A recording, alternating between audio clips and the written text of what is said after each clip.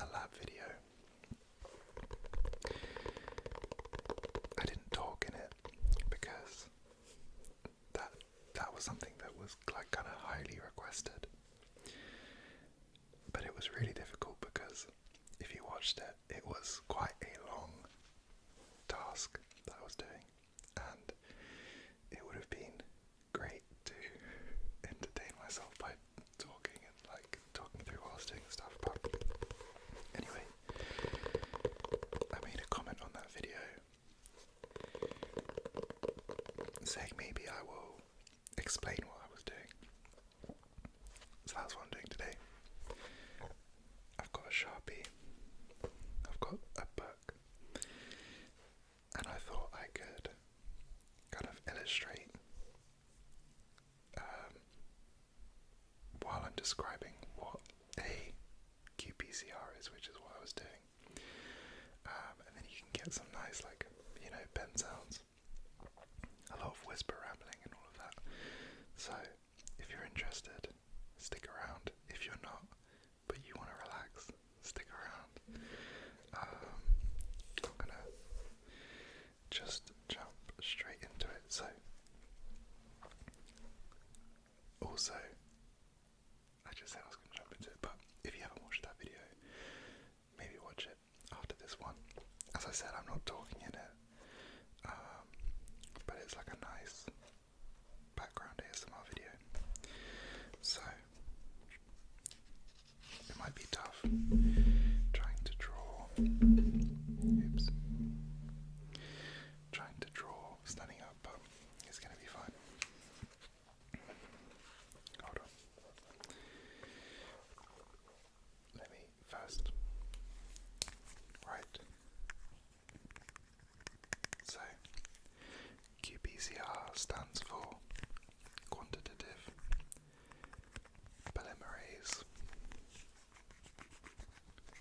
chain reaction. Quantitative polymerase chain reaction. And specifically the one that I was doing is called real-time quantitative polymerase chain reaction. Now you might remember, or the abbreviation PCR might ring some bells from COVID times when we had like PCR tests. So this is basically what that is. This is what a PCR test is. It's exactly the same thing, but you can use it for like lots of different things. So a qPCR test is a quantitative measure of RNA.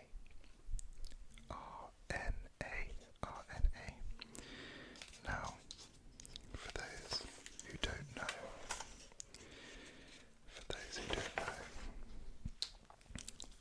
let me draw something for you. So this is called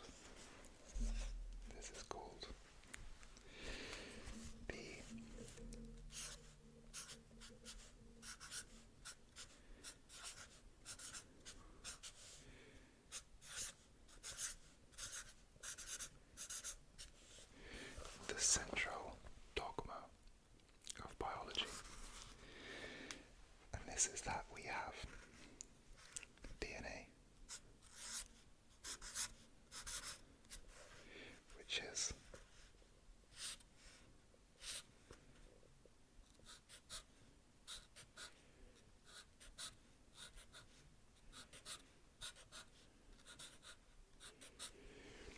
double-stranded. So we've got DNA, and as you know, that forms a helix, which I'm not quite sure if I know how to draw. Roughly, something like that. Okay, now DNA is stored in the nucleus of your cells. In your body, every single cell contains DNA, and this DNA is exactly the same sequence in every cell, give or take the random mutations that happen. What makes different different cell types in your body different. Therefore, because each one has exactly the same DNA, what makes different cell types different is the genes that are actually expressed. So within all this DNA, in humans there's about 20,000 genes, but only specific subsets are turned on in your different types of cells. You don't have all 20,000 genes expressed all the time. So when a gene is expressed, the DNA, the section of DNA that's encoding that gene,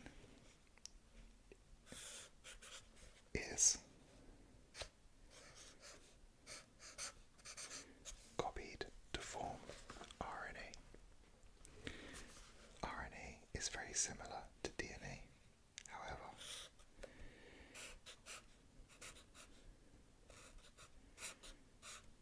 it's single-stranded, so it still forms Okay. So, it has almost exactly the same structure, with some slight differences. And then the big difference is that it's a single helix, it's not a double helix. And this RNA, so you have DNA, you make RNA, that happens in the nucleus, and that's a process called transcription.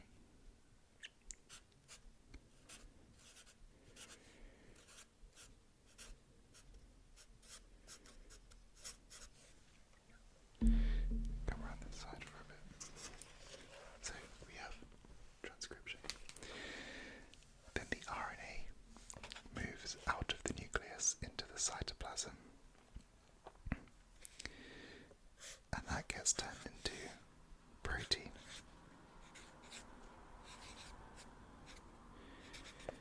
And protein is basically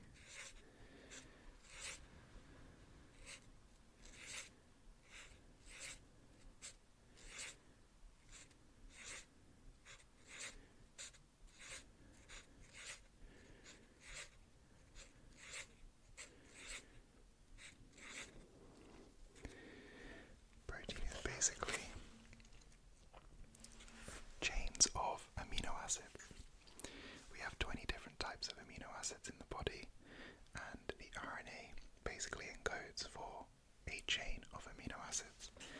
And this process of going from RNA to protein is called translation. Okay, so we've got DNA that's transcribed to make RNA, and then RNA is translated to form protein, and that basically underpins everything, the whole of biology. So, the qPCR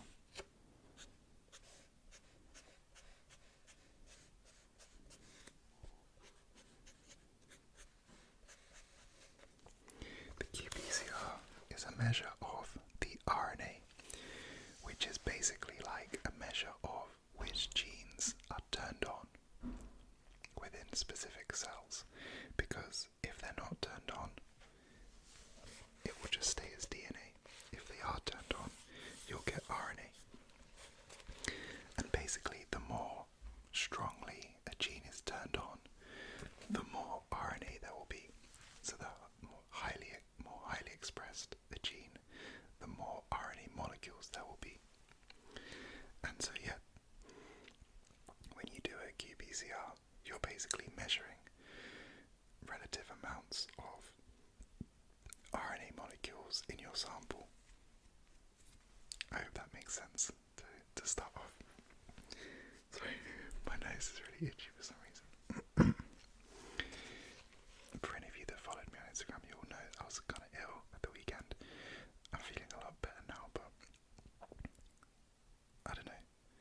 Hopefully you can't tell too much. My voice and stuff is kind of still a bit funny. Anyway. Right, so we've got that. qPCR is a measure of RNA. And so the way that works is, for example, for what I'm doing, I levels of a specific gene in my samples of cultured cells. So I would take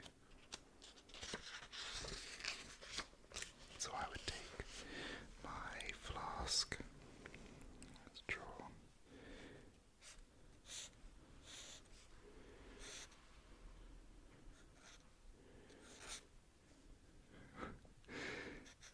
Not very good at drawing a flask, but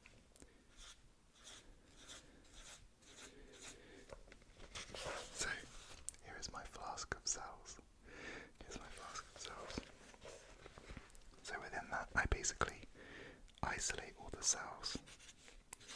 So I have a suspension of millions of cells, and I basically lyse them and isolate the RNA.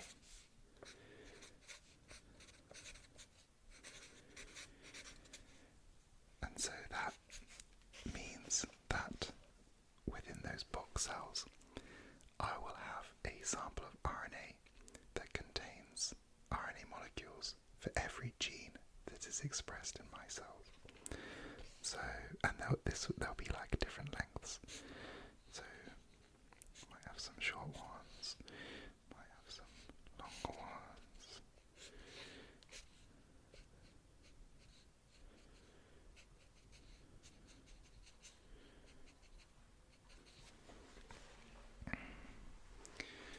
So, here.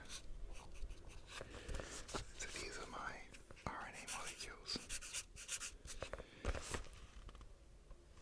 And so, basically, say a gene's really highly expressed, there might be 1 million copies of like this one. Just as the number doesn't mean anything, but whereas another one, say this one, might be quite lowly expressed, there might only be 1,000. And so that's what I want to measure.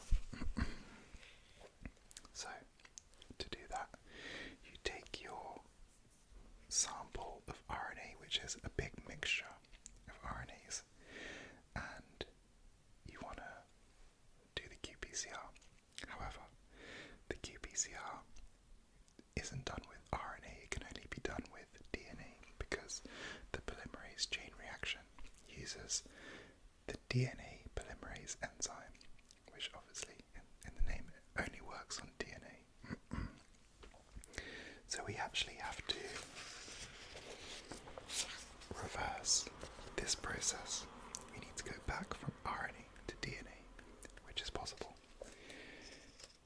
with a process called reverse transcription.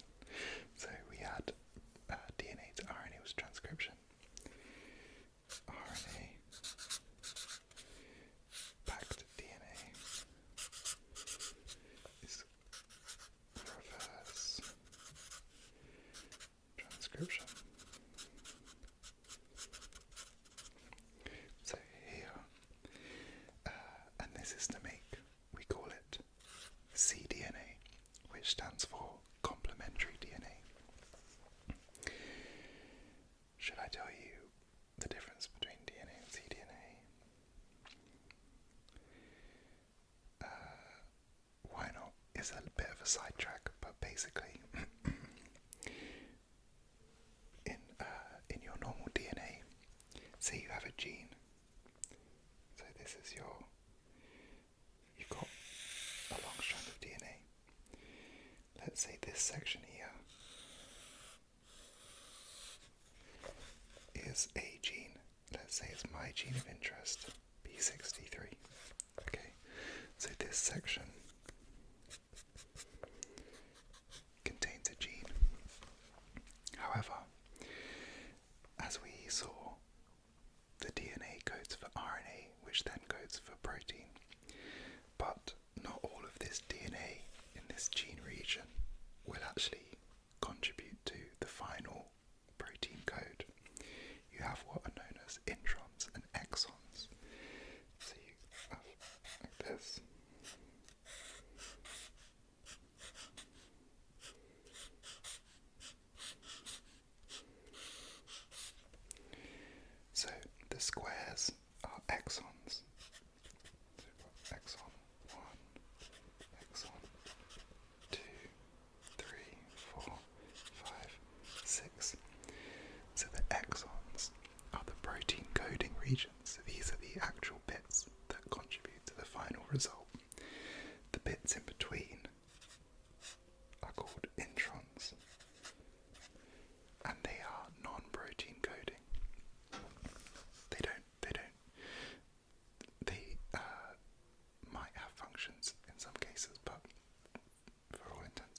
processes. They don't do anything. So when you go from your DNA to your RNA, the DNA polymerase enzyme that catalyzes that process, it doesn't like skip out the introns. It just transcribes everything, which means your initial RNA product contains the introns and they need to be removed, which happens by a process called splicing. So the reason when you go from RNA to DNA, this is called cDNA or complementary DNA, is because this DNA will then only be the exons. It won't have any of the introns. So it's actually not the same as the DNA as it would be in your nucleus, because the introns were cut out of the RNA and they don't get put back when you go back to DNA. So yeah, a bit of a sidetrack, but anyway. Right, so we do this reverse transcription. Let me draw that properly. And that's a single reaction, which usually, well, not usually, it takes about 20 minutes. So that's the first thing that I was doing in the video, and it's basically where you go.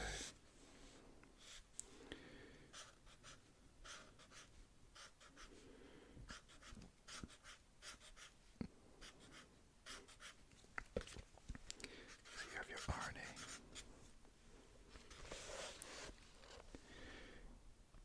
and you do one single reaction to make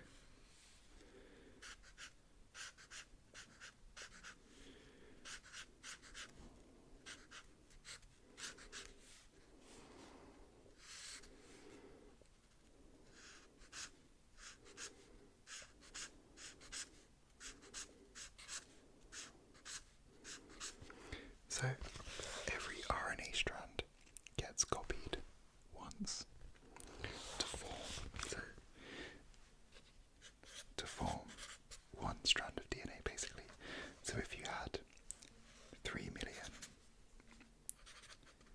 strands of RNA, single-stranded RNA, you would end up with 3 million strands of double-stranded DNA. So it's just a one-to-one. You're basically just taking what's here and making DNA on top. Right.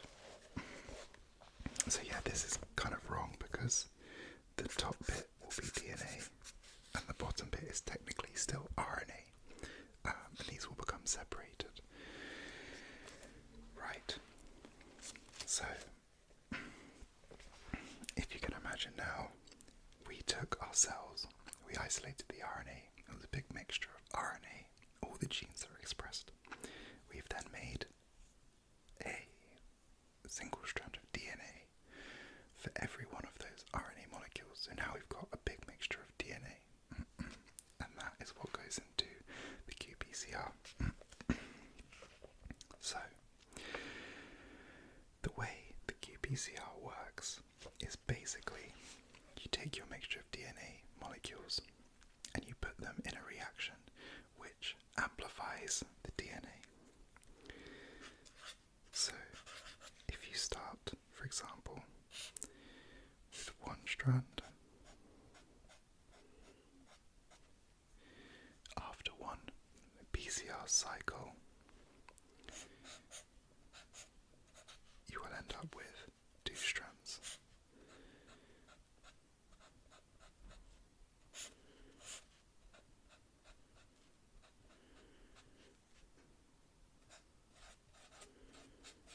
Like this. So if you started with one strand, you do one polymerase cycle and you get 2.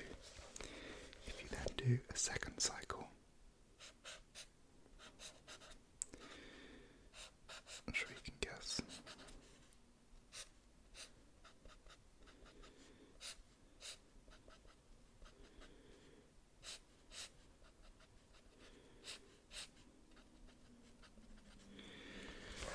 You end up with 4, and so on.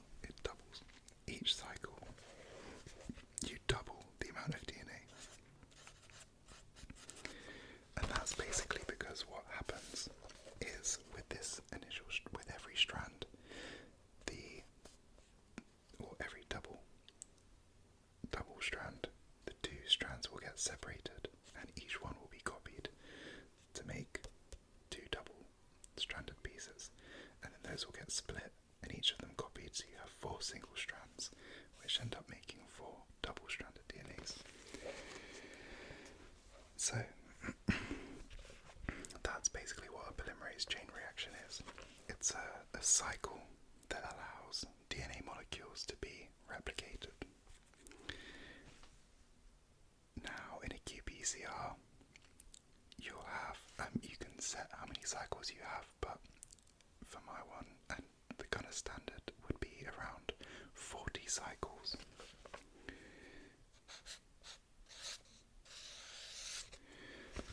40 cycles, which is quite a lot. So if you imagine, if you started with 1 strand of DNA, if it doubles every time for 40 times, you're going to end up with a lot of strands. So imagine now, in reality, from my big mixture of DNA molecules, after all those cycles, there's a lot of DNA. However, the way that we determine the expression of specific genes is by using things called primers. So, if I explain how the actual PCR reaction works, so we have our DNA strand, okay? That's double-stranded. The first step is to split that into 2 strands. So I kind of mentioned that already, but yeah, the first step is split the strands. The next step is you need small bits of DNA called primers to bind.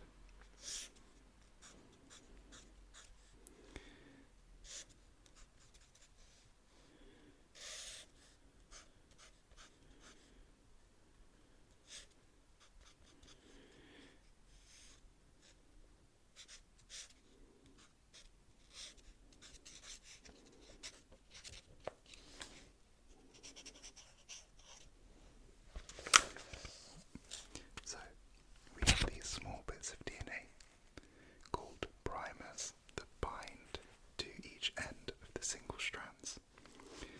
And they're important because without them, the DNA polymerase enzyme that actually replicates the DNA can't bind to the DNA, and it needs the primers to kind of basically give the polymerase a boost. If you just have this single strand, the DNA polymerase, it can't get going. It can't start replicating from nothing. It needs to start from here, this small bit of double-stranded DNA. If it can bind to that, it can then take this and extend it that way. And this one, it can do the same that way. But it needs that initial bit, basically, to stick on. So step 1, split the strands. Step 2, bind the primers. Step 3 is then replicate the DNA, which is what I just drew. So you have your primers, you get DNA polymerase that sticks on, and you replicate that strand, and the same thing happens with this strand. And then the final step, that will end up, you'll have this again, and then you're back to the beginning, and the whole thing starts again. So that's one cycle. You split the strands, you attach the primers, you extend the primers to replicate the DNA, and then that gives you a double strand again, and you're back to here. So that's a PCR cycle. Now the reason the primers are important is because you basically can design primers to be specific for particular genes. So if you have your big mixture of DNA, cDNA that's going into your qPCR reaction. If you only add primers for one gene, out of all the molecules in that big mixture, only the ones that are molecules of that gene will actually be expanded, which is pretty cool.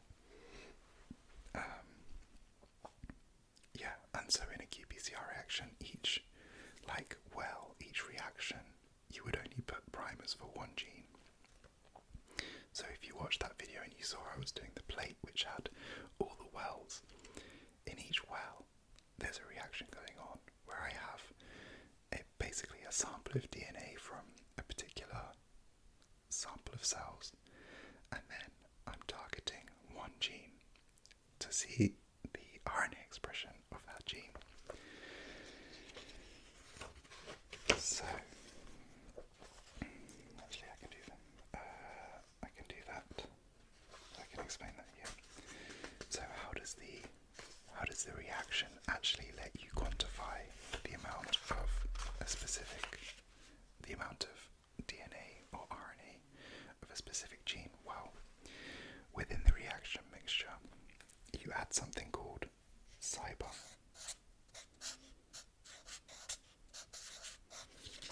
You spell it like this, S-Y-B-R, cyber, and it's basically a dye which binds to double-stranded DNA. So you get this dye, and it binds like that, and when it binds, it fluoresces. It emits light.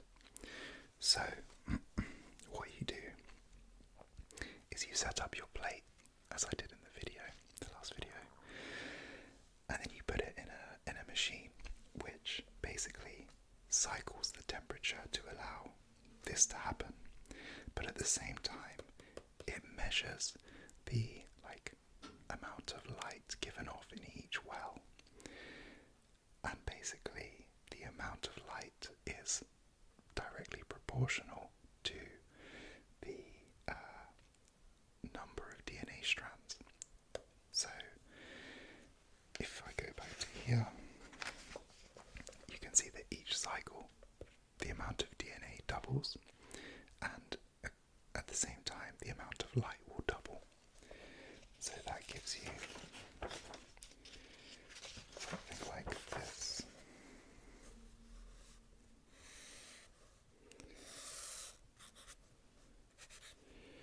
So we have cycles on the bottom and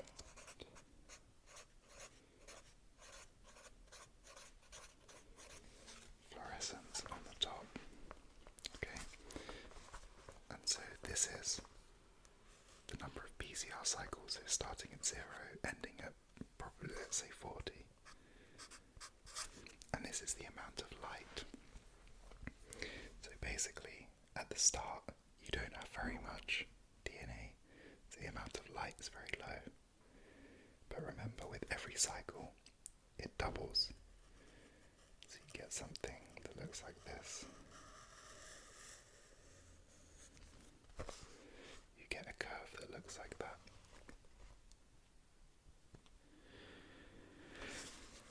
And basically, this is how you then measure this is how you quantify how much of a specific gene is there, because let's say here, this is one gene. Let's say this is FOXM1. Let's say that I have p63, and there's a lot more of p63. Because the starting amount is more, it takes less time for the light to kind of amplify. So you get this much earlier. So this one is p63. It goes like this. So you get something like that. And the way we measure this is something called a CT value. So you have a threshold level of fluorescence. So this is the threshold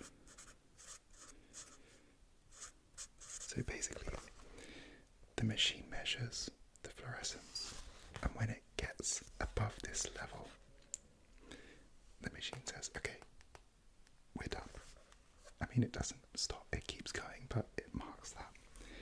And so the CT value equals the number of cycles you need to reach the threshold. So the lower the CT value, the more DNA or RNA, the more the gene was expressed, because the less cycles you needed to get this amount of fluorescence. So that's basically it. You set up the plate with your different samples and your different primers to target different genes, and then you run it in the machine. The machine will amplify the DNA and it will measure the fluorescence based on, and the amount of fluorescence will depend on how much DNA you have. So the more DNA you start off with, the faster the threshold level of fluorescence will be reached. And then basically, you can compare the CT values afterwards with your analysis. And in reality, what you do is you'll take your genes of interest, for example p63 and FOXM1, and for each sample you'll compare them to things called housekeeping genes, which are genes that are always expressed at a high level in like every cell. And it basically kind of normalizes, because you can imagine, for example, if in these two samples maybe this one just had more cells, and so it would look like there's more p63 because the threshold was reached faster, but in reality there was just more of everything. So you use housekeeping genes where the level is expressed consistently, and you basically measure these relative to the housekeeping genes. So that removes like cell number or amount of DNA, that removes that variability. So that is basically it. That is qPCR.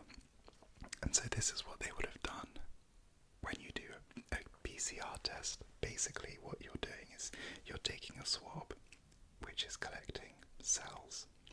You're sending the cells off, and then what they would have done is basically lysed all the cells from the sample, and if you had COVID, inside your cells would be the COVID virus, which would contain the COVID like DNA and RNA, and therefore they would have had primers specific to a particular COVID gene, or maybe multiple COVID genes. They might have, I don't know exactly, but it would probably make sense to have target like a couple of genes just to make sure you don't reduce the likelihood of false positives.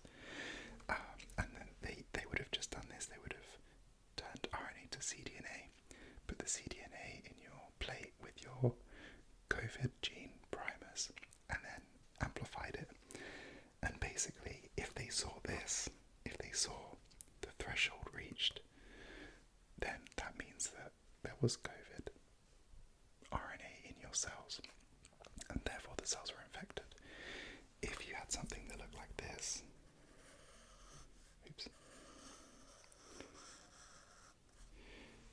that would be a false positive because the threshold was never reached. And if you give, even if you just put water in, if you put it long enough, something would get like expanded, something would get multiplied. It's just how it is. You're always going to have a little bit, but as long as the threshold isn't reached, or even if the threshold is reached, if it's like at cycle 40, that's not a real effect. So yeah, that's basically what would have been happening there. I'm trying to think if that covers everything. But yeah, if I put that in the context of my video, what I was actually doing, I basically had how